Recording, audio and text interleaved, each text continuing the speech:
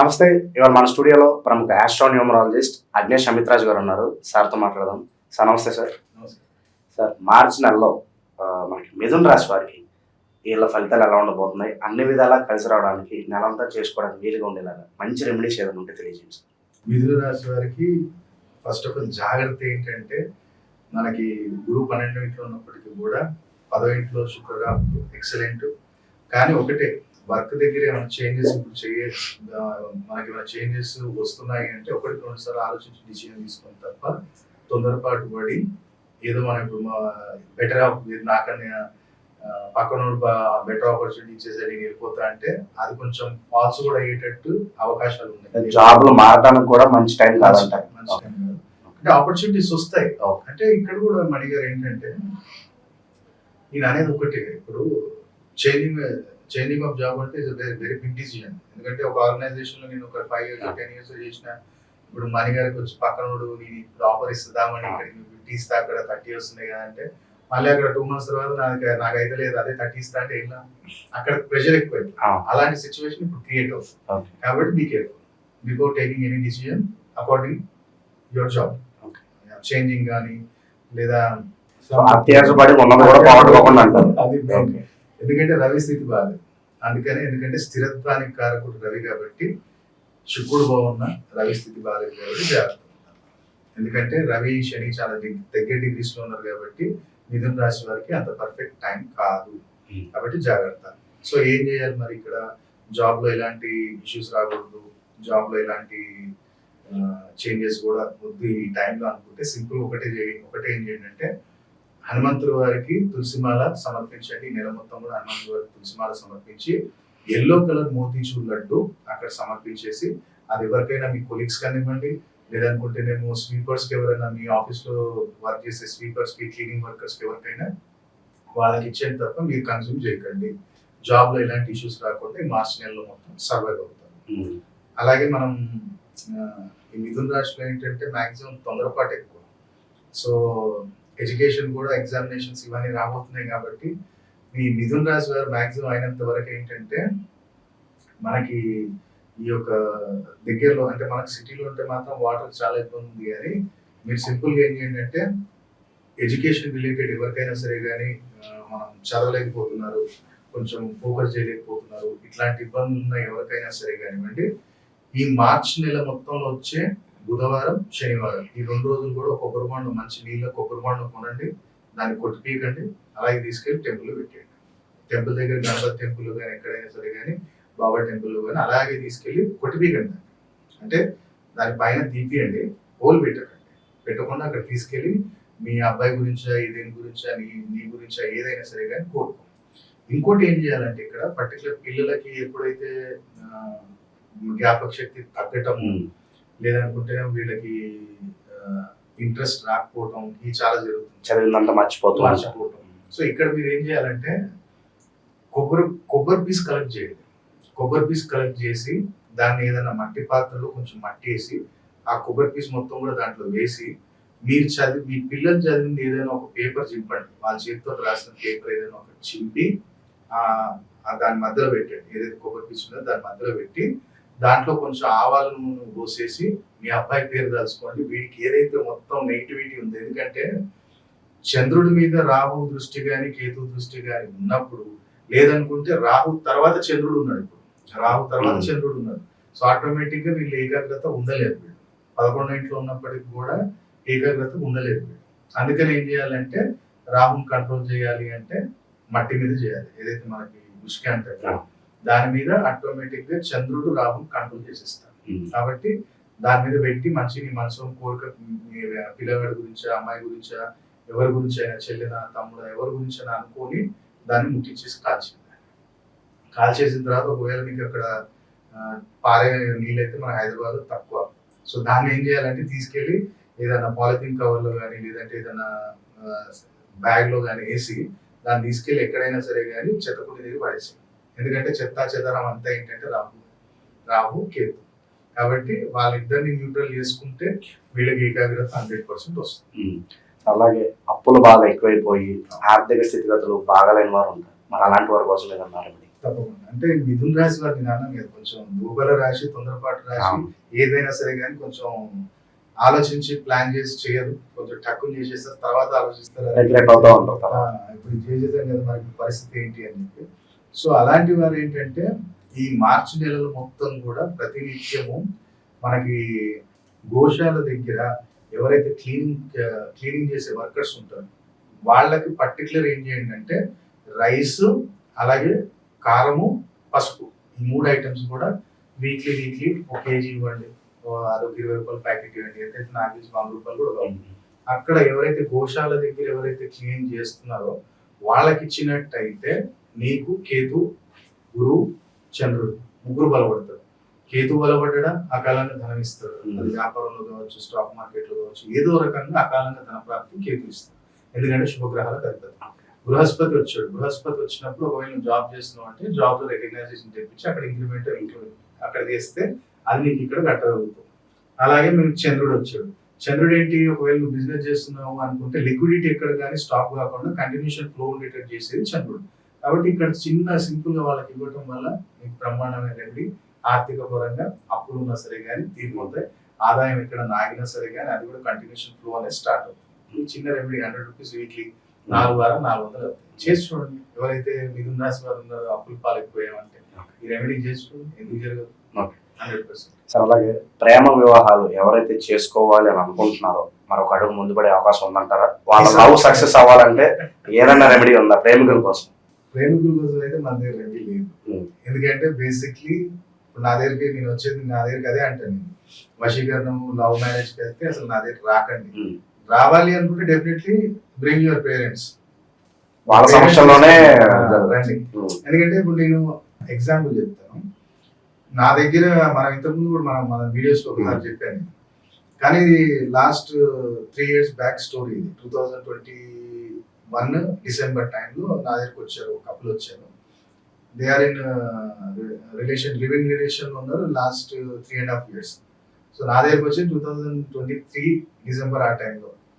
So అప్పుడు వచ్చినప్పుడు వాళ్ళిద్దరు జాతకాలు చూసాను. అబ్బాయి జాతకం చూసి ఒకటే అన్నాను నేను, నీకు చాలా దగ్గర వ్యక్తికే నువ్వు అట్రాక్ట్ అవుతావు, మ్యారేజ్ చేసుకోవాలి అనుకుంటావు అంటే అదేంటి సార్ అనుకుంటావు అంటారా అని ఆయన అన్నారు. అని అనుకుంటావు కానీ అది జరగదని నేను. అదేంటి సార్ మేము ఇద్దరు వచ్చింది మీకోసం, చాలా రోజుల నుంచి మాకు అక్కడ మా ఇంటి దగ్గర ఉంటారు, వాళ్ళు నాకు పరిచయం, మ్యారేజ్ చేసుకోవాలి, మా ఇంట్లో ఓకే కానీ వాళ్ళ ఇంట్లో ఓకే కానీ నేను అన్న బెస్ట్ ఇప్పుడు జరుగుతున్న మీ దశ అంతర్దశ కావచ్చు, మీకు ఇద్దరు ఉన్న పొజిషన్. ఇప్పుడు లివింగ్ రిలేషన్ లో ఉన్నప్పుడు ఇద్దరు బుధుడులే అవుతారు. ఇక్కడ లివింగ్ రిలేషన్ ఉన్నప్పుడు అబ్బాయి కుజుడు, అమ్మాయి బుధుడు. ఎప్పుడైతే మ్యారేజ్ అయిపోతుందో ఇద్దరు బుధుడులు అయిపోతారు. అందుకనే అక్కడ ఆర్గ్యుమెంట్ స్టార్ట్ అవుతుంది. ఒరే మ్యారేజ్ ముందు నువ్వు అట్లా ఉన్నావు, మ్యారేజ్ ముందు ఇట్లా ఉన్నావు, మ్యారేజ్ తర్వాత ఇట్లా మారినావు. అది లవ్ మ్యారేజ్ చేసుకుంటే తెలుస్తుంది. ఇప్పుడు ఇక్కడ మ్యారేజ్ చేసుకున్నకి ఆ బాధ ఎంత తెలుస్తుంది.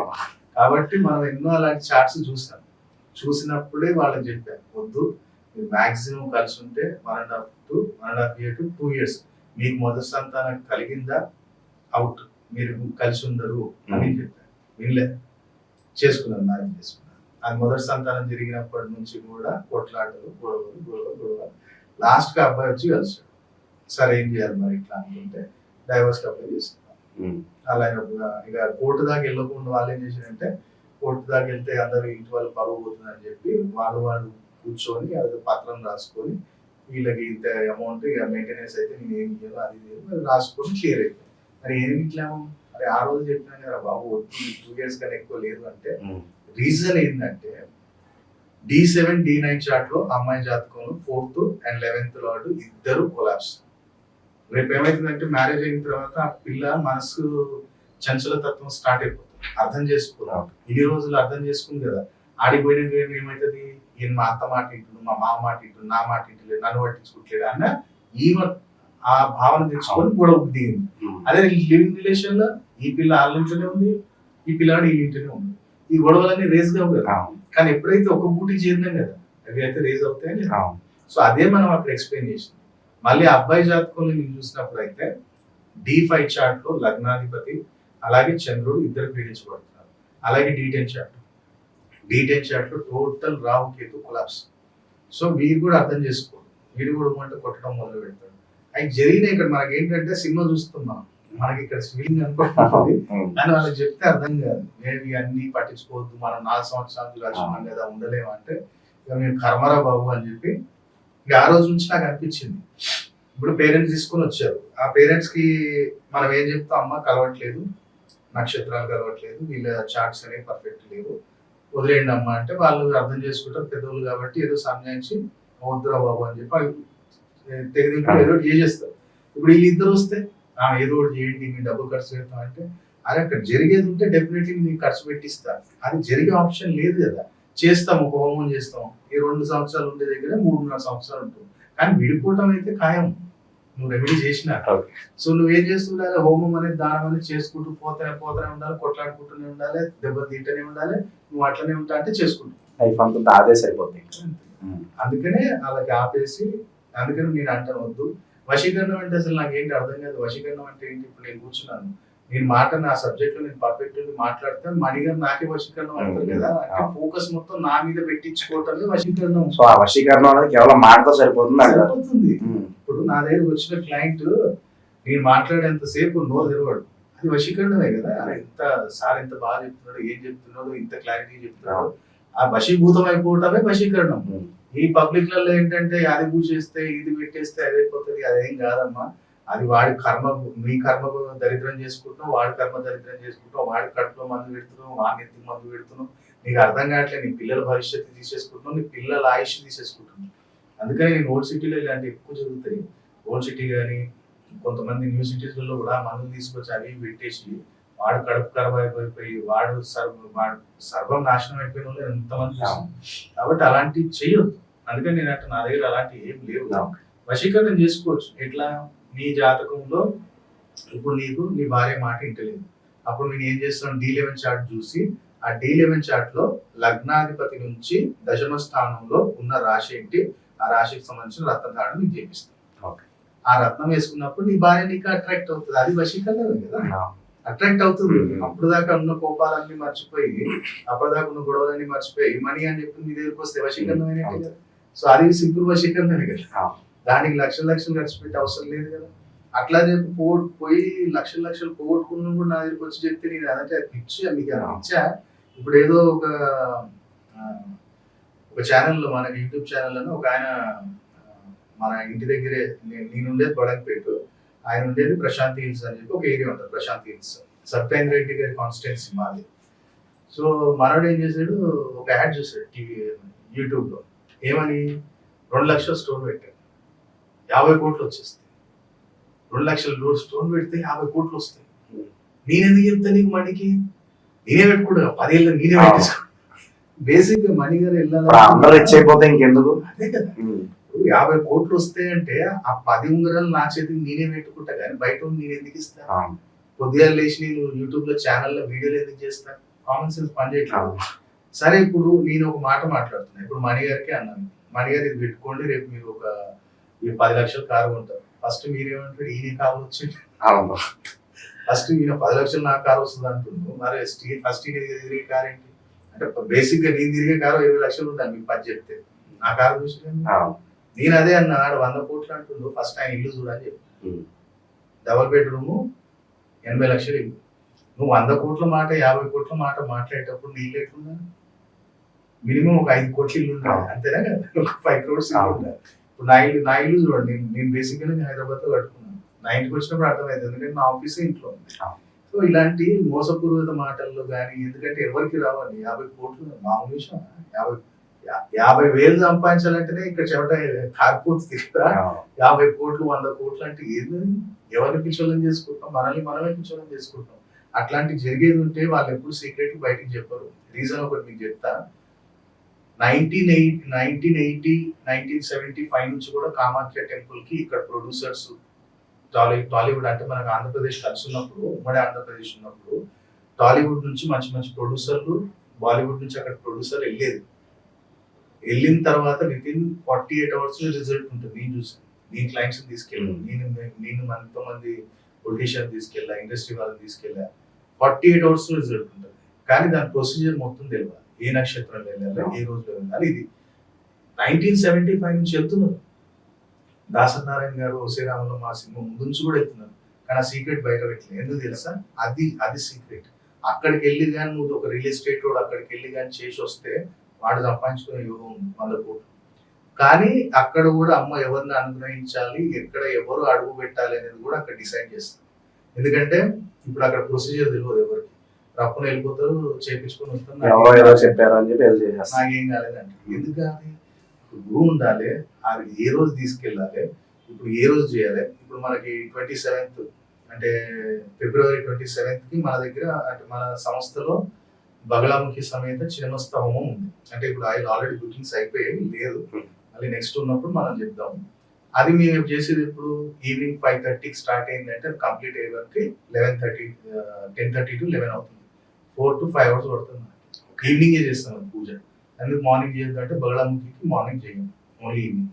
అలాగే చిన్నమస్తాదేవి ఇండస్ట్రీ వాళ్ళకి, ప్రొడ్యూసర్స్ కి, బిజినెస్ పర్సన్స్ కి, వాళ్ళకి అందరికి పనిచేస్తుంది. సో మనకి ఇక్కడ తెలంగాణ ఆంధ్రలో కానీ డైరెక్ట్ గా దక్షిణాచారంలో వామాచారంలో బగలాముఖి చేసేది తక్కువ, మన సంస్థలోనే ఎక్కువ. శాంభవి ఆస్ట్రోజెమ్స్ అనేది మన సంస్థ పేరు. సో దాంట్లోనే మనం ఎక్కువ చేస్తాం. కాబట్టి ఎవరైనా మనకి ఇప్పుడు ఇలా వచ్చేస్తే అలా వచ్చేస్తే అమిత్రాజ్ ఏ రోజు నీకు చెప్పాడు ఈ స్టోన్ వేసేసుకో నీకు లక్షలు కలిసి వస్తే ఏం రాదు. నీ బిజినెస్ ఇప్పుడు నువ్వు జాబ్ చేస్తున్నావు, నీ జాబ్ లో రికగ్నైజేషన్ వస్తుంది. నీ బిజినెస్ చేస్తున్నావు, నీ బిజినెస్ కి అట్రాక్షన్ పెరుగుతుంది. నువ్వు ఎన్ని లక్షలు సంపాదించు, కోట్లు సంపాదించు నీ ఇష్టం. కానీ కర్మలు మాత్రం మర్చిపెట్టు. అడ్డగోలుగా వస్తుంది కదా అని చెప్పి తీసుకోకూడదు. ఇంకోటి ఏంటంటే వీళ్ళు చాలా మంది మనం ఇంత మాట్లాడి ఇంత చెప్పేసరికి సార్ ఫీజు ఎంత ఉంటుందో అనుకుంటారు. ఏం ఉండదు, చాలా తక్కువ. నేను మామూలుగానే చెప్తా, 5,000 లోపే ఉంటుంది, 5,000 దాకా కూడా ఉండదు. మొన్న నాకు ఒక ఆయన పాపం కరీంనగర్ నుంచి కాల్ చేసి నన్ను 1 year నుంచి ఫాలో అవుతుందంట. కానీ ఆయన ఏమనుకుంటున్నాడు, నాది 20,000 25,000 కన్సల్టేషన్ ఫీజు అనుకున్నాడు. ఒక డాక్టర్ MBBS 1,2 కోట్లు సంపాదించినోడు కూడా అంత తీసుకోడు సార్. నేను తీసుకుంటా, నా సబ్జెక్ట్ ఉంది, నాది ఇంత నామినల్ ఫీజు. ఒక ఫరంకి పెట్టాలంటే ఒక నామినల్ ఫీజు, ఇంటికి వెళ్ళి వాసు చూడాలంటే ఒక ఫీజు, అది ఉంది తప్ప డైరెక్ట్ వస్తే నా దగ్గరికి ఎవరైనా ఒకటి. నువ్వు ప్రొడ్యూసర్ వేరా, నువ్వు తాపి మేస్త్రి వేరా, అందరికి ½ టైం ఇస్తా, ఎక్స్ప్లెయిన్ చేస్తా. ఇక్కడ మనం చెప్పినట్టే వాళ్ళకి సింపుల్ రెమెడీస్ చెప్తాం. ఏదో ఇక్కడ ఇట్లా చిన్న చిన్న చెప్పేసి రాగానే నేను లక్షలు చెప్పిందంటే ఎవరైనా కామెంట్స్ లో పెట్టమనండి. నేను నా దగ్గరికి వచ్చినప్పుడు కూడా ఇలా చిన్న చిన్న రెమెడీస్, ఒక స్టోను, ఒక రుద్రాక్షను వాళ్ళకి ఇచ్చి ఇది చేసుకో బాబు, తప్పకుండా మళ్ళీ నన్ను కలిసి అవసరమే లేదని చెప్పింది. కాబట్టి మిథున రాశి వారు ఈ రెమెడీస్ చేసుకోండి. లవ్ మ్యారేజ్ కి అయితే మన దగ్గర సొల్యూషన్ లేదు. సో మార్చి నెలలో మిథున రాశి వారికి వీళ్ళకి ఎలాంటి ఫలితాలు ఉంటాయి, ఎలాంటి రెమెడీస్ చేసుకోవాలి, చాలా చక్కగా వివరించారు సార్. నమస్తే.